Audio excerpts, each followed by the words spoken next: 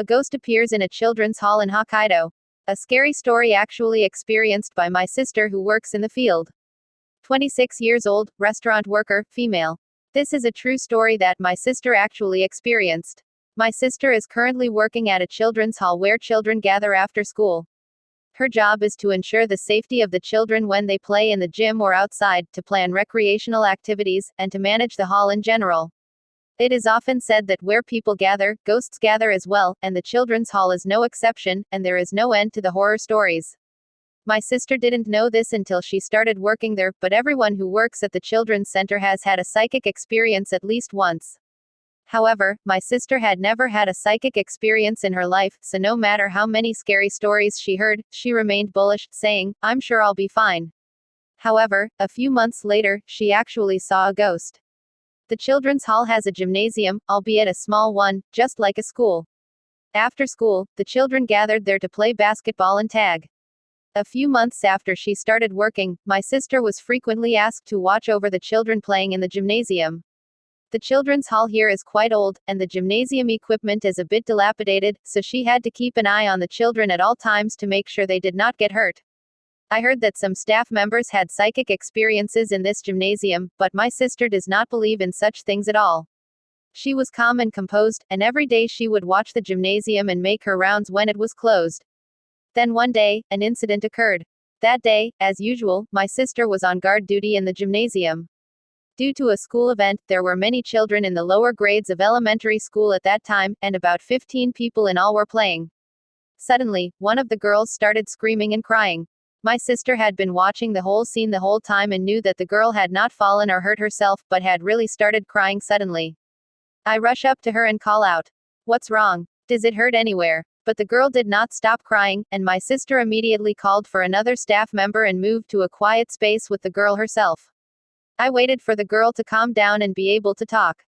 After about 15 minutes, the girl finally calmed down. The sister gently approached her and asked her why she had cried. Then the girl, who had initially just closed her mouth and shook her head, finally began to talk. At first, she was playing tag with everyone in the gymnasium. However, she got tired during the game, so she left the group and went to a place a little further away to take a rest while watching the game. Then, the girl said, a girl came out of the wall. Then she ran to the opposite wall and went into the wall. My sister got goosebumps the moment she heard the story, but now she felt she had to cheer up the girl. She managed to cover it up by explaining about daydreaming, saying that she must have had a dream and that sometimes when you are tired you dream even when it is light. He was quite horrified, but he convinced himself that it was a small child's story and that he must have been mistaken. A few days after the incident, when the girl started crying, that day, my sister was again watching the children playing in the gymnasium.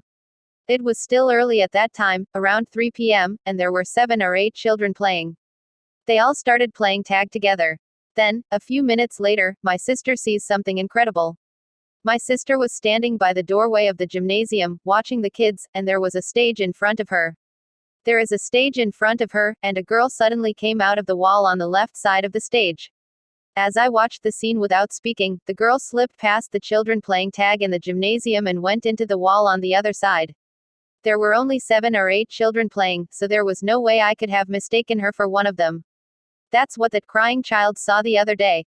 My sister was indeed horrified and asked the children who were playing in the gymnasium to go outside to play in the yard because it was getting cooler outside, and she took them all outside. She then called another staff members and told them what she had just seen, even though she was pale.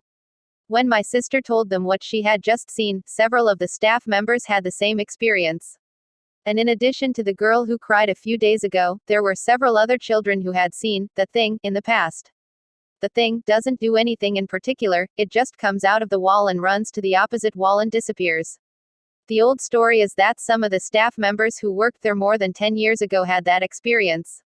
However, there is no record of any child dying or any accident in this children's hall gymnasium. No one knows what the thing is. However, the unanimous opinion is that it is probably something that has been drawn to this gymnasium by the children who gather there. It doesn't seem to do anything particularly bad, so it is a terror for those who have seen it, but they are not thinking of any particular exorcism. However, even now, it seems that there are still kids who occasionally say things like, "A girl I don't know ran in," or "A girl disappeared in the wall." This was a true story that my sister experienced at the children's hall where she is currently working. Today, the thing may still be running around in the gymnasium.